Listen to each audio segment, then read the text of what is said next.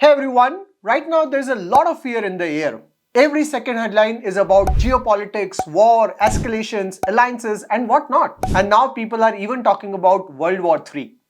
Now if you're an equity investor, especially a long-term investor, this kind of environment completely messes up your thought process. You start questioning everything. Should I reduce my equity exposure? Should I book profits? Should I just sit in cash till things settle down? Also, there's a lot of craze for metals these days. The last year of metal rally was absolutely crazy. And now every other person is talking about gold, silver, bronze, platinum, copper and whatnot. This is clearly creating a lot of FOMO among investors who missed the metal rally. The big question is, should you sell equity and invest in metals? So in this video, I want to discuss what you should do as a long-term investor in Indian equity and how to deal with this metal rally. Alright, let's get started. First thing I want to say very clearly, market panic is real and it is justified. What is happening in the world today is unprecedented. Something we have not seen since decades.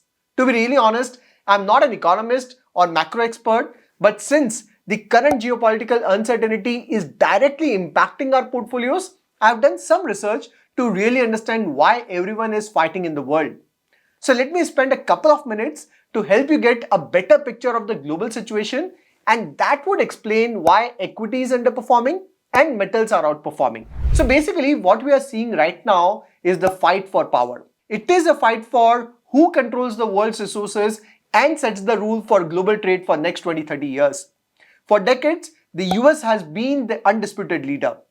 Dollar, trade, military, everything revolved around that. But now that position is getting challenged. China wants more control. Russia does not want to become irrelevant. And when the US started realizing that their power is slipping, they don't want to sit quietly. Just look at what is happening around. They recently acquired Venezuela because it owns one of the largest oil reserves in the world. And now they are eyeing to buy Greenland. So there are three key reasons why US is behind Greenland. First is resources. Greenland has massive rare earth reserves. And these are critical for EVs, batteries, defense equipment, semiconductor, basically everything modern economies depend on. Right now, China controls a large part of the rare earth supply in the world. US does not like that dependence. They want to reduce this dependency on China. Second reason is military control. Greenland sits right between North America, Europe and the Arctics. And that is very critical for military purpose. As Arctic ice would melt, new shipping routes would open up, and whoever would controls or influence the Greenland would have a say over future trade and military movement in that region. Third reason is China and Russia. China has been quietly trying to increase its influence in the Arctic through their investments and partnerships. Russia already has a strong Arctic presence. So US sees Greenland as a way to block both. Then there's another very important reason why US is doing all this. So US itself is under a lot of pressure. It is sitting on massive debt, trillions of dollars, and that debt is growing rapidly. For decades, this wasn't the problem because dollar was the world's reserve currency. US bonds were considered the safest asset, and the world was happy to fund America's deficit. But now things are changing. Globally, central banks are trying to reduce their dependence on dollar. So they have started accumulating gold aggressively in last 2-3 years, and that is the reason why gold prices have gone up big time.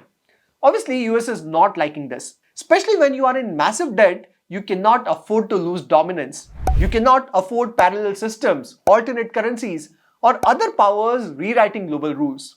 From US point of view, protecting its position is not optional anymore. It is about survival to remain the largest and the most powerful economy in the world. That's why you see US putting crazy tariffs and trying to control the key resources so that it can continue its dominance. Obviously, it has badly impacted the global trade. And today, global sentiments are so crazy that many people are talking about World War III.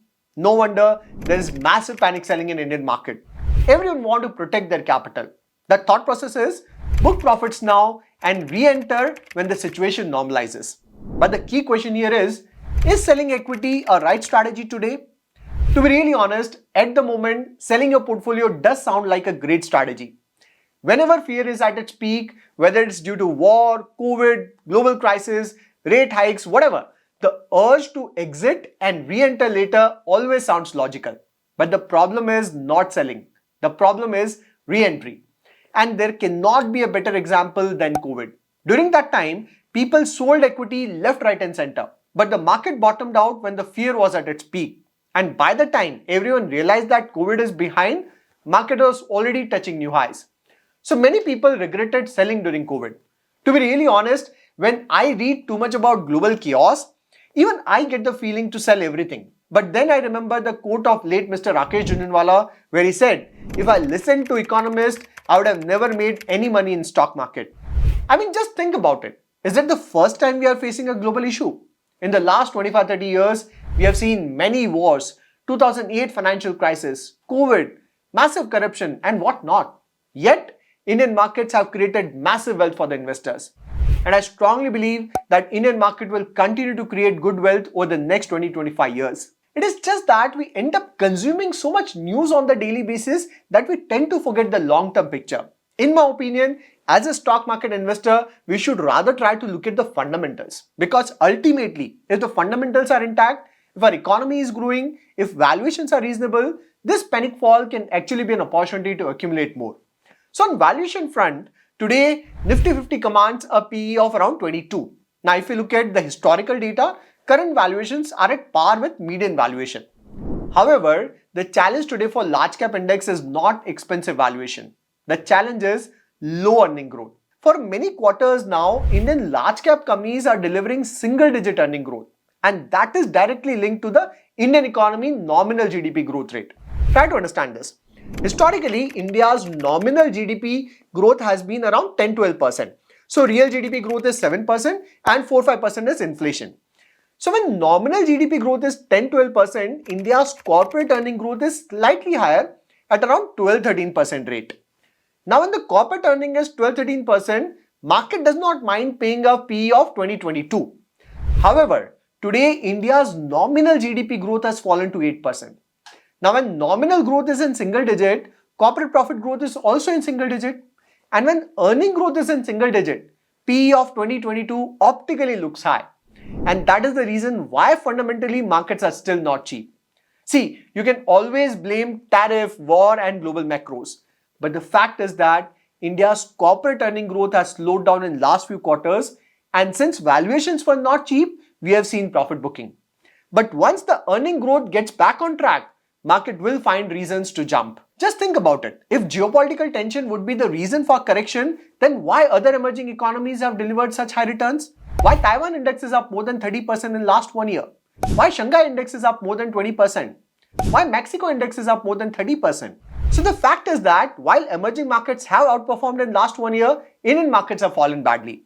And fundamentally, the reason has been expensive valuation and relatively slow earning growth. Especially your mid and small cap index have jumped crazily post-COVID and valuations were hitting the roof.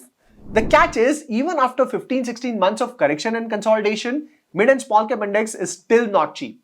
The froth has certainly been reduced, but valuations are not cheap. Much better than before, but not cheap. Although there are pockets of opportunity, but those opportunities are very selective, not broad-based. However, the good news is there is expectation that with all the measures that are taken by government and RBI in last few quarters, Indian corporate earning growth should get back into double-digit mark in 2026. And if that happens, market will slowly move upward. So anyone who asks me personally, Sahil, what should we do? I simply say that focus on things that are in your control. You cannot control Trump. You cannot control China. So don't focus too much on geopolitics. Focus on your research. Identify opportunities. And sometimes not doing anything in market is also very important. Friends, today we live in an era where access to information is not a moat. Every single information today is accessible to every person within seconds. I think the single biggest moat today is how you control your behavior, how you control your emotions. Thanks to social media, today emotions of fear and greed gets amplified big time. Post-COVID, when Indian stock market was in bull run, greed was at its peak. Today, when market is in bear grip, fear is at its peak. So the key is how you control your emotions. Those who will be able to keep patience and control their emotion and keep conviction will get rewarded. It won't be easy. Stock market is never easy. But if you invest in strong businesses at reasonable valuations, you will get rewarded in the long run. The problem is a lot of people end up buying fundamentally weak companies without any knowledge when they are near the peak valuation. So that becomes a recipe of disaster. But if you hold quality businesses and can keep patience, you will eventually get rewarded. So in my opinion, this is not the time to sell everything from Indian stock market, because chances are high that by the time you realize that everything is fine, markets will already be hitting a new high. At the same time, you can always keep some dry powder, that is cash in hand, and keep utilizing this correction to buy in a staggered manner. Again, you can't time the exact bottom, so make sure that you don't wait for that perfect opportunity. Just keep trying to buy the dip in a systematic manner with whatever money you have. And if you don't have any cash, just sit tight. And if you take my advice, stop looking at your portfolio daily. Trust me, it will only create more panic. Now let's take the final question, what to do with metals. Are they still worth buying in 2026? While 2025 was bad for Indian equity, metals outperformed by a huge margin. Gold has been rallying for the last 2-3 years. Silver simply broke all record in 2025. And now, copper is outperforming in the last few months. So the rally in metal that started with gold has now extended to silver, copper, uranium and other rare earth metals. First of all, we need to understand the reason behind this crazy jump is due to geopolitical unrest. And today, we are in one of the biggest geopolitical unrest in decades. Obviously, central banks are looking for safe haven, and gold provides that safety. Silver and copper are rising mainly due to high industrial demand and limited supply. And when metals start rallying, traders jump in and it results in more demand and more rally. But the key question is, are metal prices sustainable? Can they continue to rise in 2026? So at the moment, everyone is going gaga on metals. But I have experienced that whenever an asset class delivers crazy return, everyone starts talking about it. And when everyone is talking about it, that's usually when it peaks out. When small cap, micro cap rallied during 23 to 24 period, everyone started talking about them. And then we witnessed correction in 2025. Similarly, now that metals have already delivered a crazy return in 2025, everyone is talking about them in 2026. The common consensus is metal will continue to rally as long as we have geopolitical unrest. And this unrest can last for years. While nobody can predict how much return metals can generate in 2026, all I know is such rallies are not sustainable for a very long period. And people don't realize how volatile metals can be. While gold is still less volatile, silver and copper have corrected 50 to 80% in the past. So if you don't have exposure to metals today and feeling the FOMO, make sure that you allocate a small portion of your portfolio towards metal. Maybe 10-15%. Don't take crazy bets. Remember that metals do not generate cash flow. Gold does not grow earnings. Silver does not reinvest profit. Copper does not compound. Metals move mainly because of fear, liquidity, inflation expectation or supply shocks. They do very well when things are going wrong like wars, currency stress, geopolitical panic. But once the fear cools down, metal usually goes into long consolidation and correction phases. Equities on the other hand generates cash flow. When economy grows, great businesses flourish.